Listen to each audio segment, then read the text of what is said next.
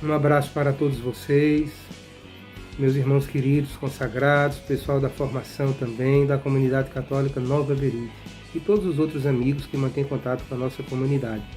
Então esse é o nosso terceiro vídeo em que vamos falar sobre a ressurreição do Senhor. Com muita humildade queremos falar, vamos colocar algumas coisas assim que fomos aprendendo ao longo do tempo, dos estudos também, mas sobretudo pedindo a graça de Deus, assim, que Ele nos ajude que a palavra de Deus toque as nossas existências. E para isso nós queremos pedir a intercessão da Virgem Maria. Ave Maria, cheia de graça, o Senhor é convosco. Bendita sois vós entre as mulheres, bendito é o fruto do vosso ventre, Jesus. Santa Maria, Mãe de Deus, rogai por nós, pecadores, agora e na hora da nossa morte. Amém. Então, começamos tomando esse texto aqui de Romanos, capítulo 10, versículo 9, onde o apóstolo Paulo diz assim: Se confessares com tua boca que Jesus é Senhor, e creres em teu coração que Deus o ressuscitou dentre os mortos, serás salvo.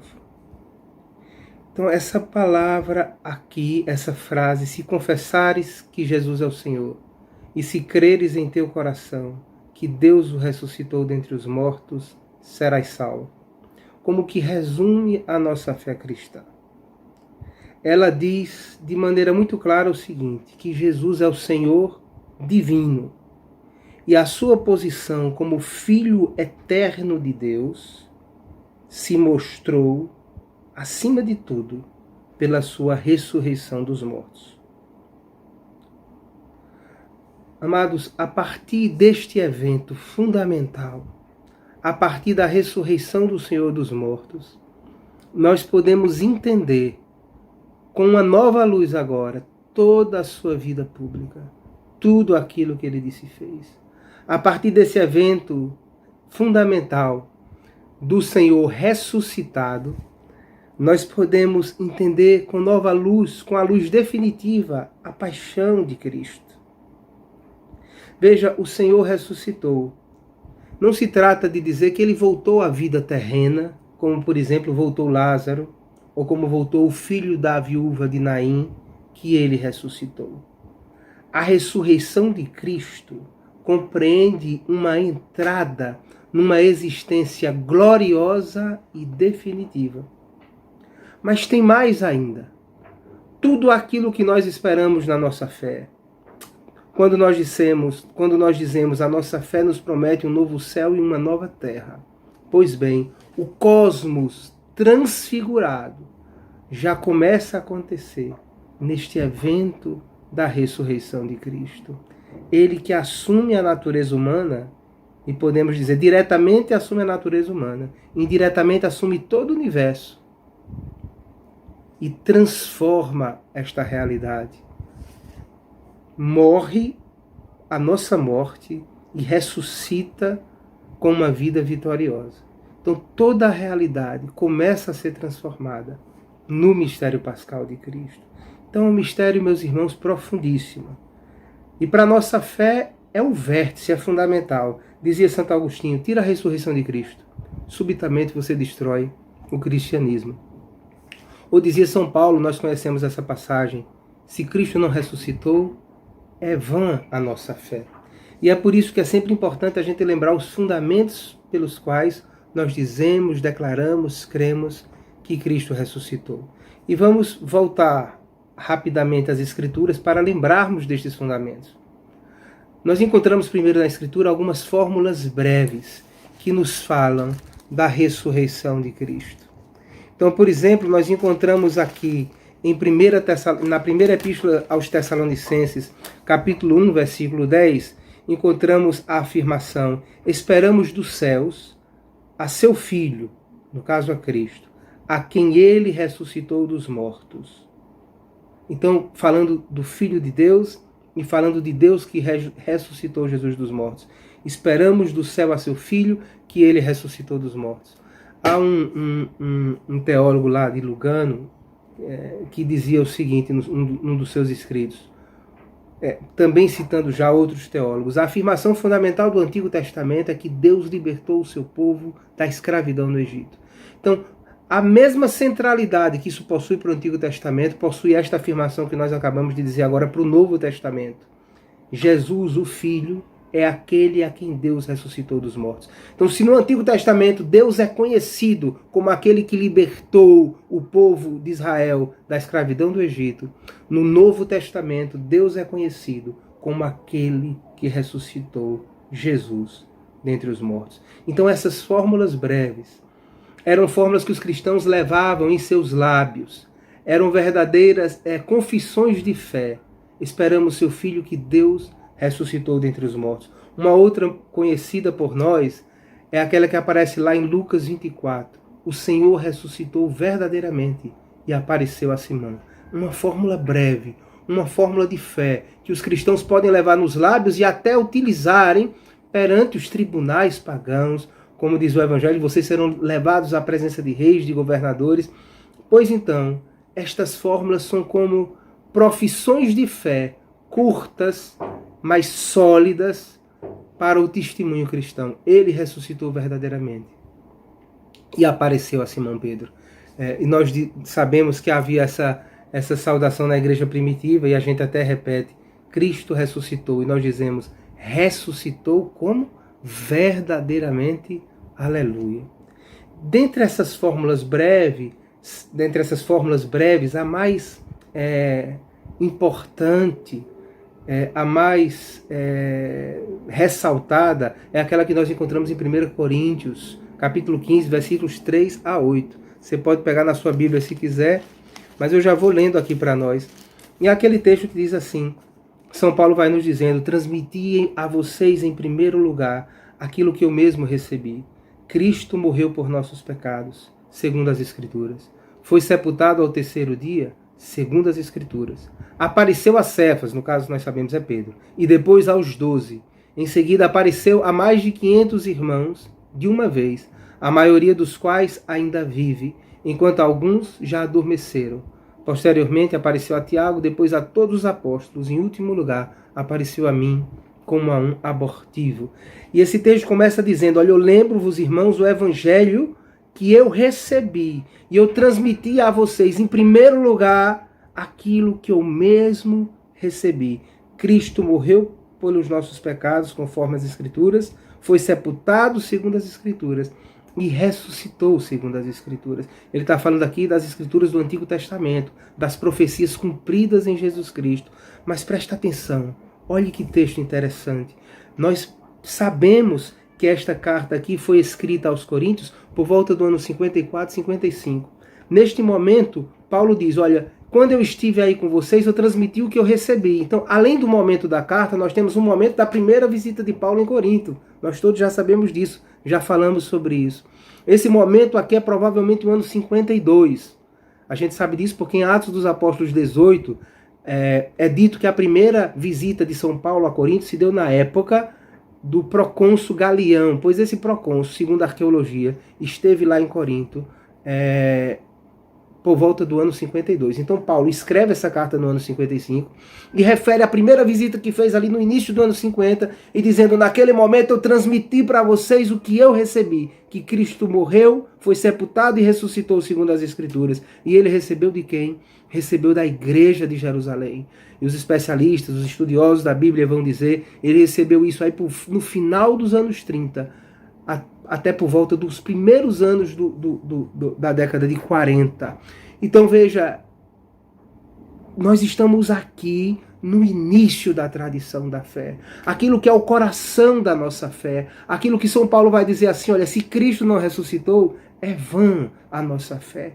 E por isso esse é um fundamento muito importante e é também um fundamento sólido, alicerçado no testemunho dos apóstolos e que nos é transmitido com grande cuidado, como a gente pode sentir de todo o texto. Então, em primeiro lugar, nós temos então estas fórmulas breves que nos falam da ressurreição de Cristo. Mas não temos apenas estas fórmulas breves, nós temos também aquelas narrações sobre a ressurreição de Cristo. E quando eu falo isso, vocês conhecem essas narrações, são aquelas narrações que nós vemos nos evangelhos. Ali nós temos as narrações que falam daquele dia bendito, maravilhoso, em que Cristo ressuscitou dos mortos. E como se deram as primeiras aparições do Senhor. E aí a gente vai ter Marcos 16, Mateus 28, Lucas 24, João 20 a 21. Você pode dar uma olhadinha aí na sua Bíblia e ver essas narrativas, todas essas narrativas da ressurreição de Jesus Cristo, onde essas narrativas nos mostram que Cristo apareceu em primeiro lugar a mulheres. Olha que bonito. Se vocês perceberem naquele texto, naquela profissão breve de fé que nós acabamos de ver em Corinto, fala da aparição a Pedro, da aparição aos 11, da aparição a Paulo, mas não fala da aparição às mulheres. Sabe por quê? Porque eu disse a vocês que esses textos deveriam ser usados aonde? Nos tribunais, para dar testemunho da fé. Isso que os cristãos já levavam em seus lábios. E por que então não aparece a aparição às mulheres? Porque o testemunho da mulher não era considerado no tribunal. Meus irmãos, por que é que isso é importante? Isso é importante porque, entenda, se alguém fosse em algum momento pensar em inventar uma narrativa, como é que se deu a ressurreição de Jesus, a última coisa que essa pessoa faria era colocar uma mulher como primeira testemunha da fé na ressurreição. Porque o testemunho da mulher não era válido. A gente vai ver daqui a pouco que os apóstolos nem quiseram receber, acharam que era loucura, acharam que era desvario. Mas lá está dito, e olha que bonito para todas as mulheres, Jesus apareceu em primeiro lugar às santas mulheres. E aparece em todas essas narrações essa presença das santas mulheres. Mas existe também uma outra coisa que eu quero chamar a atenção de vocês, é que algumas pessoas dizem assim, olha, mas esses textos são contraditórios. Em um texto aparece 3 mulheres, em outro aparece 2, em um texto aparece um anjo, em outro aparece 2. Em um texto fala da aparição só na Galileia, outro texto fala da aparição em Jerusalém. Então a gente precisa entender que nós estamos diante de um fato surpreendente. Vamos imaginar o seguinte, que um fato surpreendente aconteça aqui, por exemplo, na estrada da sua casa, ou numa autoestrada. E qual seria esse fato? Vamos pensar num acidente na estrada, vamos pensar numa coisa assim. Então, se diante desse fato surpreendente, as testemunhas que estão lá, todas vão poder atestar a parte central deste fato. Realmente o acidente aconteceu, o homem, podemos dizer assim, bateu com a testa na direção e cortou. Ah, isso aconteceu. Mas se você for perguntar a cada testemunha os detalhes do acontecimento, cada um teve uma impressão, cada um pegou alguma coisa. E elas começam a transmitir detalhes e coisas que as outras não transmitem. E aí vai haver até algumas contradições nos relatos, mas essas contradições são simplesmente acidentais, são laterais, porque todas vão dizer sobre o fato central. Não, de fato o acidente aconteceu e de fato o homem que estava aí dentro estava aí com a testa cortada, bateu com a testa e cortou. Então o fato central, ele é atestado. Nos evangelhos acontece a mesma coisa. Há algumas contradições laterais, que traduzem um pouco aquele fervor, aquela surpresa do primeiro dia. Aqueles acontecimentos, aquelas notícias que são dadas. Olha, aconteceu isso, nós soubemos que as mulheres viram, ele apareceu a Pedro. Então todas essas notícias que são dadas, mas o fato central, embora apareçam essas pequenas contradições laterais, o fato central é sempre atestado com toda segurança. Na verdade, Jesus Cristo ressuscitou e apareceu às testemunhas que ele escolheu. Então, é este o elemento fundamental. Isso é muito importante, meus amados, porque nós sabemos que os evangelhos, ninguém procurou fazer aqui um malabarismo para tentar encontrar uma falsa harmonia. As harmonias do evangelho, a harmonia dos evangelhos é esta aqui. É uma mesma coisa dita a muitas vozes, mas como uma sinfonia. Mas os fatos centrais, uma polifonia. Os fatos centrais são sempre os mesmos. Cristo ressuscitou verdadeiramente e apareceu aos apóstolos, apareceu às mulheres, apareceu aos apóstolos. Então, este primeiro elemento que eu quero colocar para vocês, claro, nós precisaríamos também ressaltar, se tivéssemos mais tempo, a forma literária de cada evangelho. Para Lucas é central a cidade de Jerusalém, e é importante esta tradição de Jerusalém. Então Lucas, por exemplo, no seu evangelho, fala apenas da aparição em Jerusalém, e fala como se tivesse acontecido tudo quase num dia só, mas se nós olharmos direito, o próprio Lucas sabe, e fala nos Atos dos Apóstolos, que durante 40 dias Cristo apareceu aos apóstolos, veja só. Então nós precisamos levar em conta também o estilo literário do Evangelho, o modo como é redigido o Evangelho, a forma literária do Evangelho, a forma mediante a qual, naquele escrito que é o Evangelho, ele está transmitindo estas coisas. E aí nós vamos encontrar também por conta disso Lucas, que acentua a aparição em Jerusalém, vai encontrar Marcos e Mateus, que acentua a aparição na Galileia, e vai aparecer João, que acentua as duas aparições. Então tudo isso nos mostra estas diferenças, essas diversas tradições, mas o fato central e único é sempre o mesmo. Então é isso que aparece nessas narrativas, este fato central sempre testemunhado: Cristo ressuscitou verdadeiramente. Então, meus irmãos, falamos agora primeiro dos textos. Os textos, as fórmulas breves e as narrações. E quero dizer para vocês, estes textos circulam em torno de dois eventos fundamentais. O primeiro evento fundamental é o túmulo vazio. Irmãos, o túmulo vazio é importante não porque ele seja uma prova da ressurreição de Cristo, entende? O túmulo vazio por si só não demonstra que Cristo ressuscitou dos mortos. No entanto, seria impossível falar da ressurreição no tempo de Jesus se o túmulo não estivesse vazio. Compreendem? Então, não é que o túmulo vazio seja a prova da ressurreição. Nós vamos precisar das aparições, o Senhor aparecerá. Mas sem o túmulo vazio, a pregação apostólica de que Jesus ressuscitou dos mortos estava fadada ao fracasso. Bastava mostrar que o Senhor, na verdade, estava no sepulcro. Então o túmulo vazio é uma condição importante da pregação apostólica. E veja só, o túmulo vazio nunca é negado, nem pelos inimigos de Jesus. Na primeira hora, se a gente olhar lá Mateus 28, versículos 11 a 15, você pode olhar na sua Bíblia. Não é que os judeus negam que o túmulo estivesse vazio, eles não negam isso. Eles apenas dão ao túmulo vazio uma outra explicação. E é aquele texto famoso, nós já falamos sobre isso tantas vezes, das testemunhas adormecidas de Mateus, que diziam: não, nós vimos que o Senhor foi tirado que Jesus foi tirado enquanto nós dormíamos. E a gente pergunta: mas como é que você viu enquanto você dormia? Mas é essa a explicação que é dada aos judeus, e Mateus vai dizer, e essa explicação até hoje está rodando por aí. Então nem os inimigos de Jesus negam a realidade do túmulo vazio. O túmulo vazio, meus irmãos, pertence aos estratos primeiros da pregação apostólica. Não é uma elaboração posterior. Se nós tomarmos, por exemplo, Atos dos Apóstolos, capítulo 2, você vai ver aí uma linda, forte, bela pregação de Pedro. E estes textos dos Atos dos Apóstolos, que contêm a pregação dos apóstolos, olha, aconselho a todo mundo que os leia, porque são textos fortes, bonitos, que nos formam na fé. E entre esses textos, nesses extratos, podemos dizer assim, essas partes antigas da pregação apostólica, nós encontramos aqui esse discurso de Pedro, lá em Pentecostes. E aqui Pedro vai dizer assim, vai citar o Salmo. Vai citar o Salmo, um Salmo de Davi, acredito que é o Salmo 19 ou 18, a depender da sua Bíblia, e diz assim, no versículo 27 dos Atos 2, versículo 27, citando o Salmo: até minha carne repousará na esperança, porque não abandonarás minha alma no Hades, nem permitirás que o teu santo veja a corrupção. Então, o autor do Salmo, que Pedro identifica com Davi, diz isso: não permitirás que o teu santo veja a corrupção.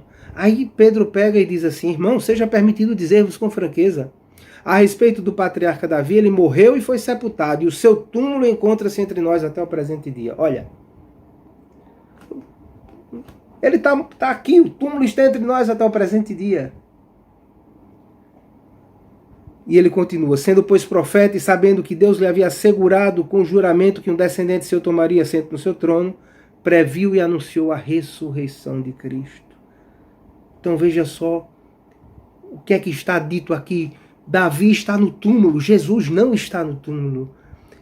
A prova disso é que nós podemos encontrar entre nós o túmulo de Davi, mas Jesus não. Jesus, o túmulo está vazio, porque é de Jesus que essa palavra do Salmo fala. O Salmo tem um conteúdo profético. Não permitirás que o teu santo conheça a corrupção. Então, o túmulo vazio é um dos primeiros eventos, ou melhor, está entre os dois grandes eventos que são anunciados, mencionados, quando as Escrituras estão nos falando sobre a ressurreição de Cristo. O túmulo está vazio. O túmulo está vazio. A segunda coisa que a Escritura nos fala é das aparições. E aí Jesus aparece para os seus apóstolos. E é muito importante nós sabermos que quando a Escritura fala dessa palavra, que Jesus apareceu para os apóstolos, a palavra que vai se usar quando a gente vai estudando a Escritura, estudando estes textos, é uma palavra que vem do grego, do verbo ofer. E assim, essa palavra que vem se escreve O-P-H-E, claro que tem as variações, mas fundamental é dizer que este verbo não quer dizer simplesmente que os apóstolos viram Jesus, como se isso podia estar dentro de alguma dimensão subjetiva deles. Este verbo diz que ele mostrou-se aos apóstolos. É um verbo similar àquele que é usado no Antigo Testamento para falar das grandes teofanias, das grandes manifestações de Deus. Então aqui Cristo se manifestou e incidiu sobre os apóstolos. Meus irmãos, isso aqui é muito importante, porque quando você vai ver as narrativas da ressurreição, vocês já sabem disso, mas deixem-me lembrar, os apóstolos, eles têm medo, eles viveram a experiência da cruz, eles estão com medo, estão trancados. Lá em Lucas 24, falando dos discípulos de Emaús, diz, eles estavam com o rosto sombrio, E quando as mulheres vão falar que o Senhor ressuscitou, nós já dissemos, eles tomam isso como desvario, como loucura. E mesmo quando o Senhor aparece, eles duvidam. E o Senhor então censura a dureza do coração dos apóstolos, que não escutaram e não deram crédito às pessoas que falaram sobre a ressurreição. O que é que isso quer nos dizer? Nós podemos então entender aquilo que nos diz o catecismo, e presta atenção que isso é importante, vocês já sabem, mas eu quero repetir nesse dia de hoje. Olha, não é que a reflexão, a conversão fez surgir a convicção de que Cristo ressuscitou. É o contrário. É a manifestação de Cristo que incidiu sobre os apóstolos, que se manifestou aos apóstolos, que fez então que eles que estavam com medo, que não acreditaram, que tinham o coração duro, se abrissem e entendessem que Cristo vencera a morte. E é por isso que o catecismo nos diz, eu cito para vocês aqui, é no cano 644. Por isso, a hipótese segundo a qual a ressurreição teria sido um produto da fé ou da credulidade dos apóstolos carece de consistência. Muito pelo contrário, a fé que tinham na ressurreição nasceu sob a ação da graça divina, da experiência direta, da realidade do Cristo ressuscitado. Então o que nós pedimos a Deus é que nesse dia de hoje, nesse domingo da ressurreição, que Ele tenha misericórdia de nós e nos dê a graça da experiência da realidade do Cristo ressuscitado. Que o Senhor faça crescer em nós essa experiência da realidade do Cristo ressuscitado. Sabe, irmãos, o que significa para nós que Cristo ressuscitou? Eu queria ler com vocês rapidamente um texto do Evangelho de Marcos. Texto lindo e muito bonito. Diz assim o texto: que as mulheres, elas naquele dia de domingo vão ungir, colocar os óleos perfumados no corpo de Jesus sepultado. E aí diz a Escritura, capítulo 16, versículo 2, de madrugada, no primeiro dia da semana, elas foram ao túmulo ao nascer do sol, e diziam entre si, quem rolará a pedra do túmulo para nós? Olha essa pergunta, irmãos. Como essa pergunta é existencialmente profunda. Venha comigo. quem poderá rolar a pedra para nós? E nós podemos pensar assim, o que é essa pedra? Num tempo de Covid, num tempo de pandemia, num tempo de tantas famílias sofrendo, num tempo de tantos mortos, nós sentimos a carga desta pedra do sofrimento e da morte. Muito perto de nós. Vi um bispo hoje dizendo na TV, me tocou muito, ele dizendo, olha, o luto é necessário, as pessoas vão passar pelo luto. E tem essa parte do luto, e essa parte do luto que começa até com aquela revolta. Eles falam com Deus, eles dizem assim, pode dizer, diga o que você está sentindo. Passa pela reflexão, chega numa certa espécie de negociação com Deus até chegar à aceitação. E claro, já iluminado pela realidade da fé. Então nós temos que dar tempo às pessoas. Temos que dar um testemunho de caridade. Mas essa pergunta aqui deve ressoar no nosso coração, porque ela é muito forte sob o ponto de vista existencial. No meio de tantos sofrimentos.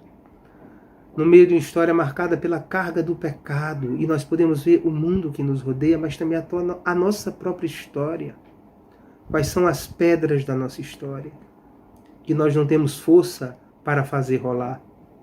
E as mulheres que queriam encontrar Jesus iam caminhando, se colocando esta pergunta que tantas vezes na nossa vida já fizemos, de um modo ou de outro. E se tivermos a coragem de fazer as perguntas sérias mesmo sobre a existência, nós já fizemos esta pergunta. Finalmente, quem enrolará a pedra para nós? E o texto nos diz, e é essa a grande questão, e erguendo os olhos, viram que a pedra já fora removida.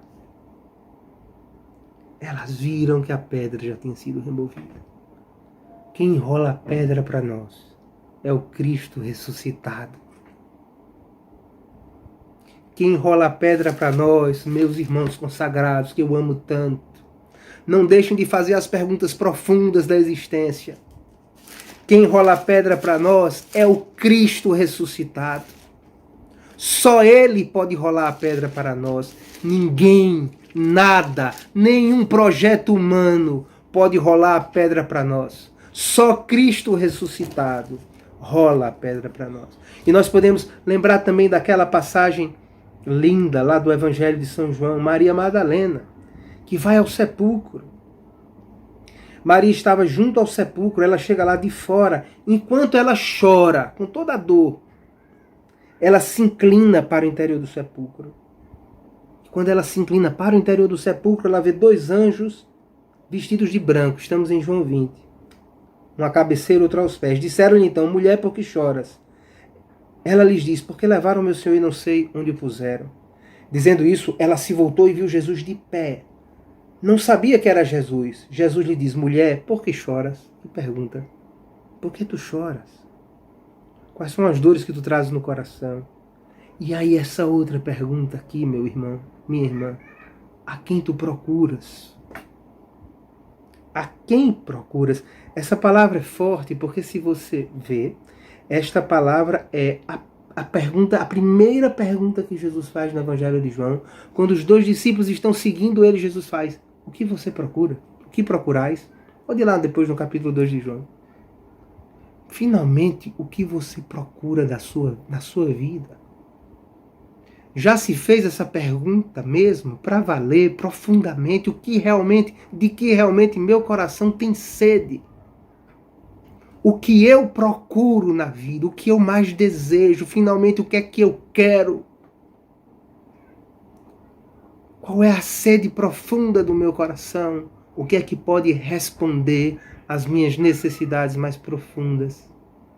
Então essa primeira pergunta de Jesus, ele nos faz hoje, você, o que você procura? Entre dentro do seu coração e descubra que sede verdadeiramente você tem. Que não é das coisas que a propaganda nos oferece. Não é das felicidades transitórias, contingentes, falsificadas que o mundo de hoje nos dá como realidades emplastificadas, cada vez com um rótulo diferente. Finalmente, qual é a sede do meu coração? Qual é a sede do seu coração? O que procurais? Pergunta Jesus no início do Evangelho de João. E aqui com Maria Madalena chorando, inclinando-se para dentro do sepulcro. Olhando para dentro do sepulcro. Olhando para essa realidade de morte. Presa, muitas vezes, a estas realidades de morte, de sofrimento. Ela se surpreende porque Jesus não está ali, está atrás dela, chamando-a para erguer os olhos. E aí ele diz para ela, a quem procurais? A mesma pergunta. E agora, meus irmãos, Maria Madalena acha o que ela procura. Pensando que fosse o jardineiro, Senhor, foste tu que o levaste? Eu vou pular, versículo 16, diz Jesus, Maria, voltando-se, ela lhe diz, em hebraico, Rabuni, que quer dizer mestre. Maria Madalena então encontra o que procura. O autor verdadeiro da vida. E ela sai fazendo uma coisa que nós devemos voltar a fazer. Maria Madalena foi anunciar aos discípulos. Viu o Senhor e as coisas que ele lhe disse. Meus irmãos, a gente poderia ir em cada palavra do Evangelho que fala da ressurreição de Cristo. Há tanta vida pulsando. Na palavra de Deus, o bispo falava hoje na celebração que vi, de que participei, evidentemente, através dos meios de comunicação. Nós precisamos rezar mais, ler mais a palavra de Deus. Na palavra de Deus, nós vemos aqui que à tarde do mesmo dia, o primeiro da semana, estando fechadas as portas, onde se achavam os discípulos por medo dos judeus, Jesus veio, pondo-se no meio deles, diz, a paz esteja convosco. Tendo dito isso, mostrou-lhes as mãos e o lado, com as marcas da paixão. Os discípulos então ficaram cheios de alegria por verem o Senhor. Ele lhes disse de novo, a paz esteja convosco. Sabe, essa palavra queria dizer a paz. Olha o que a ressurreição traz, a paz. Eu sei que tem sido muito perturbada a vida, sobretudo nesses dias, mas escute aquilo que traz o ressuscitado. Porque ele nos oferece isso hoje, a paz esteja convosco. E a alegria, os discípulos se alegram. Mesmo no meio de qualquer dor, de qualquer dificuldade que a gente esteja passando, eu sei que é real, é verdadeiro, é duro. Mas nós devemos lembrar destas coisas. A pedra já rolou, Cristo está nos chamando. Olha, não se recline sobre o sepulcro. Não é fazendo pouco da dor, ele tomou sobre si nossas dores e nos chama então. Aí nos levantando.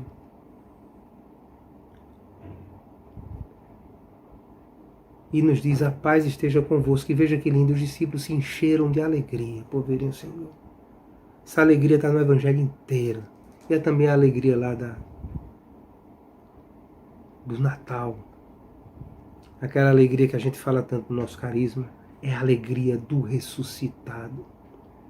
Irmãos, não podemos perder de vista, um só minuto, o poder da ressurreição do Senhor. A igreja vive do poder da ressurreição do Senhor. A igreja canta o Aleluia de Páscoa. A linguagem da igreja é a proclamação firme da ressurreição do Senhor.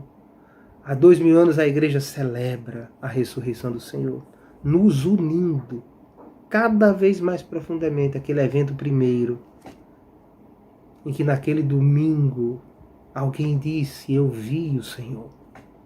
Meu Deus, que alegria podemos lembrar disso e dizer estas coisas.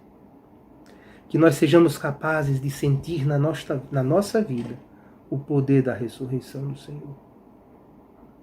Porque o poder da ressurreição do Senhor quer operar na nossa vida, quer operar na nossa comunidade. Vou te dar um exemplo. Um grande, acredito que já está caminhando para ser canonizado, Charles de Foucault. Não sei se já foi canonizado. Mas Charles de Foucault, ele sentia a vocação de ser como um pequeno grão de trigo para cair na terra e morrer. E frutificar. Criou um movimento Tinha ele um amigo, depois o amigo dele saiu, ficou somente ele, o movimento, era só ele. Ficou um tempo rezando lá em Taiba, inclusive eu estive na casa onde ele esteve. E escreveu certo dia no seu diário: hoje eu vou viver. Como se no final do dia tivesse que ser martirizado por amor de Cristo. E de fato, no final do dia, ele foi martirizado. Foi encontrado, perseguido e foi martirizado por causa do amor de Jesus Cristo. E parecia que tudo tinha morrido com ele. E de repente começou a surgir esse movimento dele em todo canto, em todo canto, em todo canto. E agora está em todo lugar do mundo. E aí eu lia nesta casa um relato de um cardeal que dizia: com os santos acontece assim. Tudo parece perdido, mas aí de repente age o poder de Deus. O poder da ressurreição de Deus. O poder do ressuscitado. Nós precisamos experimentar e apontar e dizer: sim, é a ação do ressuscitado.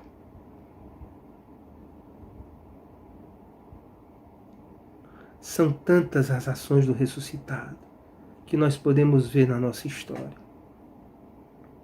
Na nossa história pessoal, na nossa história de comunidade, quantas vezes o Senhor trouxe vitórias de lugares que nós achávamos que não ia sair nada.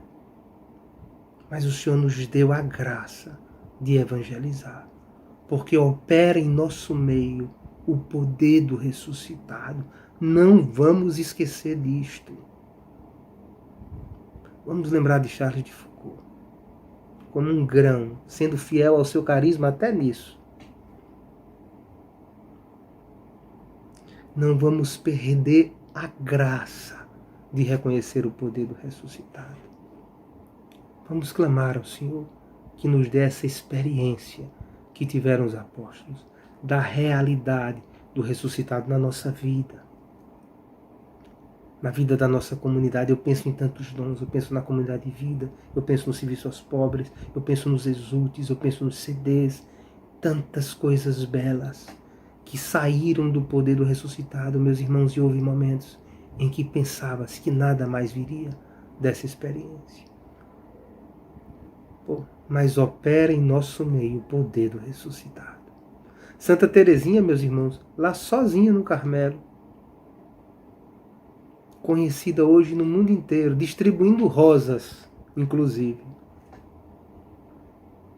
É o poder da ressurreição que opera na vida dos santos. São tantas situações. É tão forte a ação de Deus. Vamos viver a partir dessa ação. E quem nos ensina isso é a igreja. A igreja vive do poder do ressuscitado. Vamos à Santa Missa, vamos participar das celebrações, lembrando do poder do ressuscitado. Eu termino com uma simples testemunho. Foi longo, mas hoje é o último dia. Um abraço a vocês.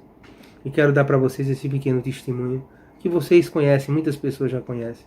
Certo momento na minha vida de caminhada, aos 18 anos, eu tive uma crise muito grande de fé. Aos 18, hoje eu tenho 45. Mas era muito grande, eu não conseguia mais rezar, porque eu falava com Deus e parecia que não existia nada. Que não havia nada. E eu disse ao Senhor assim, no meu quarto, sozinho, em silêncio: Senhor, se é sua vontade, me ajude. Por favor, eu te peço, eu não vou suportar dessa maneira. Olha, e eu disse até uma coisa que não é muito certo fazer não, mas Deus em sua misericórdia me acolheu e em sua misericórdia me concedeu esta graça. Eu disse: olha, eu só consigo esperar 30 dias, viu, para saber se é verdade que o Senhor vive, se é verdade isso tudo que eu escuto. Eu vou esperar, não vou sair mais, porque quando vem essa luta eu já saio, me afasto, e aí depois tenho vontade de vir de novo, então dessa vez eu vou esperar 30 dias. Já tinha algumas vezes começado alguma caminhada. Aí, durante esses 30 dias,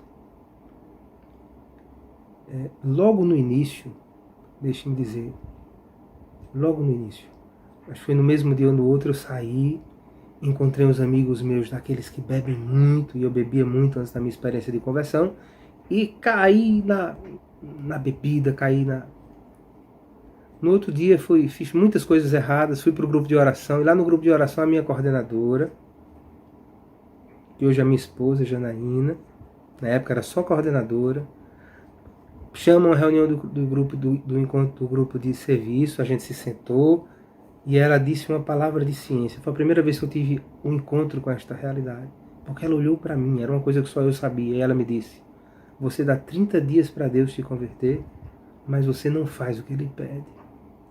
Você não faz o que Ele pede. Vou repetir, ela me disse: você dá 30 dias para Deus te converter, mas você não faz o que Ele pede. E aquilo me espantou. Eu me senti como que descoberto. E eu percebi naquele primeiro momento como os carismas do Espírito Santo manifestam a presença de Jesus ressuscitado na nossa vida. E eu continuei caminhando, e passaram-se os 30 dias, e passaram-se já 27 anos. Porque a graça e a bondade de Deus foram me envolvendo de uma maneira muito linda em todo esse tempo. Então, aprendendo com tantas coisas belas que vemos na igreja, nos santos, nos pregadores, nos nossos bispos que estão celebrando em tantos lugares a Semana Santa, nós queremos fazer isso. Queremos viver a experiência da realidade do ressuscitado, mas também devemos fazer aquilo que Ele pede. E isso mesmo nos ensinou Nossa Senhora, não é? Fazeis tudo o que Ele vos disser. Então, viver a experiência do ressuscitado e fazer o que Ele pede. Vamos terminar com a nossa oração pelas intenções da comunidade. Juntos, rezemos juntos a nossa oração. Ó Senhor ressuscitado, Deus de amor, nascido em um presépio, Tu és fonte de nossa alegria, sorriso e esperança. Confiamos em Tua misericórdia e nos abandonamos em Teu coração. Suplicamos que envies o Espírito Santo sobre nós e toda a comunidade, para que, conduzidos por Ele, sejamos expressão do Teu amor e espalhemos no mundo o sorriso de Tua linda face. Ajuda-nos a viver o carisma que nos deste, a cumprir a missão que nos confiaste. Envia-nos vocações, abençoa nossas missões, frutifica nossa evangelização. Amém. E rezemos juntos. Coração amável de Jesus, cujo amor excede todo conhecimento. Coração terno de Jesus, que vos alegrais de compartilhar os vossos mistérios com os pequeninos. Coração paciente de Jesus, que em grande misericórdia aceitais vos prender as nossas pequenas ofertas. Eu vos ofereço alegremente neste dia, em todos os pequenos atos de amor e sacrifício de hoje, toda a minha vida, para que, unida ao coração imaculado de Maria, Mãe da Esperança e Virgem do Sorriso, e ao vosso coração eucarístico, sacramento da nova e eterna aliança, sirva a difusão da vossa paz, alegria, amor e esperança no mundo. Especialmente, Senhor, nós entregamos a Ti todas as intenções que estão sendo apresentadas nesse tríduo ao Senhor, que a comunidade apresenta, intenções particulares, intenções comunitárias, Senhor. Pedimos com cada irmão que está se unindo a essa oração, por essas intenções, as nossas e as intenções de tantos. Clamamos ao Senhor que ponhais sobre estas intenções os vossos olhos, ponhais a vossa mão, que o Senhor conceda as graças pedidas, se elas forem para o nosso bem. Especialmente nós também entregamos toda a fundação da comunidade, todos os consagrados e suas famílias, discípulos, postulantes e vocacionados. Pedimos pelo nosso pároco, pelo nosso bispo, arcebispo Dom Delson, e pedimos também pelo nosso Santo Padre, o Papa Francisco. Rezamos por eles. Amém. Em nome do Pai, do Filho e do Espírito Santo. Amém.